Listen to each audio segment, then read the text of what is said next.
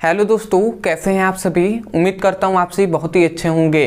तो आज के इस वीडियो में हम पढ़ने वाले हैं क्लास 9th और क्लास 11th रसायन विज्ञान के बहुत ही इंपॉर्टेंट टॉपिक जो है स्थिर अनुपात का नियम। तो स्थिर अनुपात का नियम क्या होता है इस वीडियो में हम समझेंगे और मैं आपको विश्वास दिलाता हूँ कि बहुत ही आसानी तरीके से आपको एक एक पॉइंट समझ में आएंगे। तो चलिए दोस्तों अपने टॉपिक को शुरू करते हैं। तो यहाँ पर हमने लिख दिया है स्थिर अनुपात का नियम। यहाँ पर हमने लिख दिया है स्थिर अनुपात का नियम। तो हम एक एक करके समझेंगे। तो सबसे पहला यही पॉइंट आता है कि स्थिर अनुपात का नियम किसने दिया, कौन वैज्ञानिक थे जिन्होंने स्थिर अनुपात का नियम दिया। तो आप देख रहे होंगे कि लेवोजियर जो नामक वैज्ञानिक थे, इन्होंने ही स्थिर अनुपात का नियम दिया। लेवोजियर कहिए या लेवेसियर कहे, दोनों बात एक ही है, ठीक है। जो क्या होता है, हम सटीक बनाने के लिए हिंदी में इसका क्या करते हैं, जैसे डाल्टन है, ठीक है, जैसे क्या है थॉमसन है, तो थॉमसन को हम टॉमसन कहते हैं। उसी प्रकार लेवोजियर हमने कह दिया है, लेवेसियर भी आप कह सकते हैं। तो आपको याद रखना है स्थिर अनुपात का नियम लेवोजियर नामक वैज्ञानिक ने दिया था।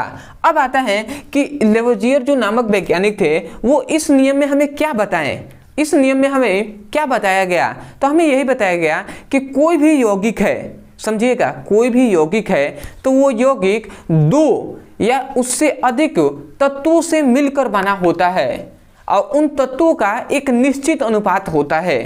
यही इस नियम में हमें बताया गया। समझ गए होंगे आप। देखिए उन्होंने क्या बताया कि कोई भी यौगिक है, कोई भी क्या है, यौगिक है, तो ये यौगिक जो है ना, ये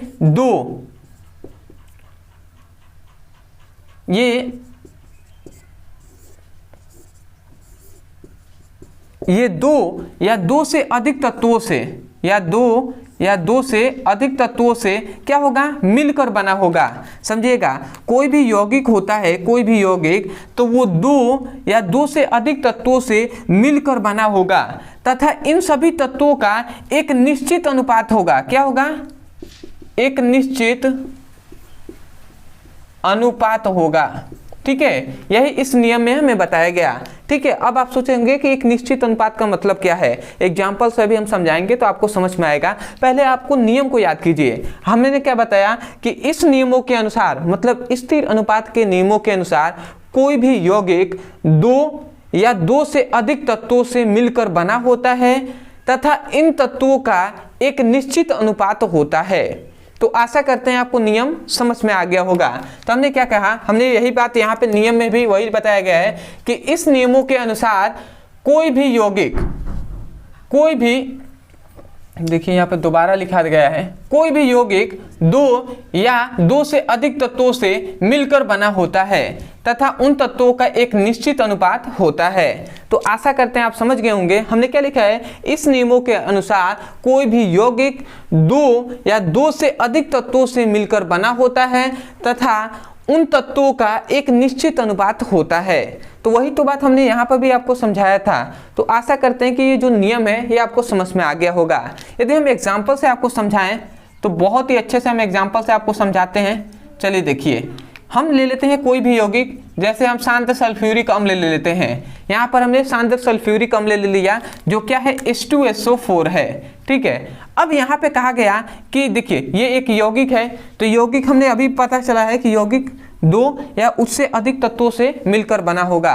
तो यहाँ पर अगर ये तत्व देखें तो यहाँ पे कौन कौन से तत्व है, एक है हाइड्रोजन, एक है सल्फर और एक है ऑक्सीजन। तो ये तीन तत्वों से मिलकर बना होगा। और इसमें कहा गया कि दो या उससे अधिक भी तत्व हो सकते हैं। तो देख रहे हैं ना, यहाँ पे तीन तत्वों से मिलकर बना है और इनका एक निश्चित अनुपात है। निश्चित अनुपात का मतलब कि हाइड्रोजन कितना होना चाहिए, हाइड्रोजन 2 होना चाहिए, ऑक्सीजन कितना, सल्फर कितना होना चाहिए, 1 होना चाहिए, और ऑक्सीजन कितनी मात्रा में होना चाहिए, 4 मात्रा में होनी चाहिए। तो मतलब क्या है, इनका 2 संबंधे 1 संबंधे 4 का अनुपात, 2 संबंधे 1 संबंधे 4 का अनुपात।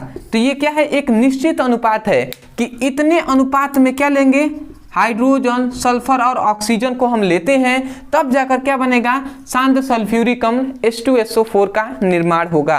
तो आशा करते हैं आप समझ गए होंगे कि स्थिर अनुपात का मतलब क्या है। तो आशा करते हैं कि आपको समझ में आ गया होगा। तो मैं यही कहूँगा, यदि आपको समझ में आया है तो जाकर आप चैनल को सब्सक्राइब कर दीजिएगा। अदरवाइज यदि आपसे एक रिक्वेस्ट है कि आप प्ले लिस्ट के अनुसार पढ़ाई कीजिए।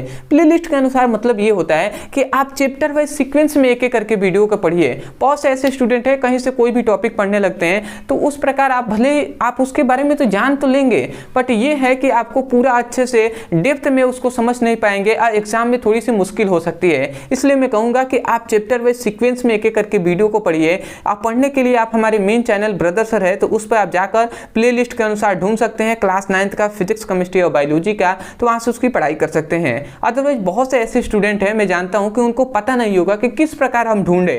ठीक है, हमको ढूंढना आता नहीं है, तो हमारी टीम आपकी सपोर्ट करेगी। नीचे दिए गए व्हाट्सएप नंबर पे आप केवल लिखिए क्लास 10th फिजिक्स केमिस्ट्री या class 9th physics chemistry biology all video link, इतना लिखकर मैसेज करेंगे। हमारी टीम तुरंत आपको मैसेज करके आपको फिजिक्स, केमिस्ट्री और बायोलॉजी का लिंक देगी और वहां से आप चैप्टर वाइज सीक्वेंस में एक एक करके वीडियो को पढ़ सकते हैं।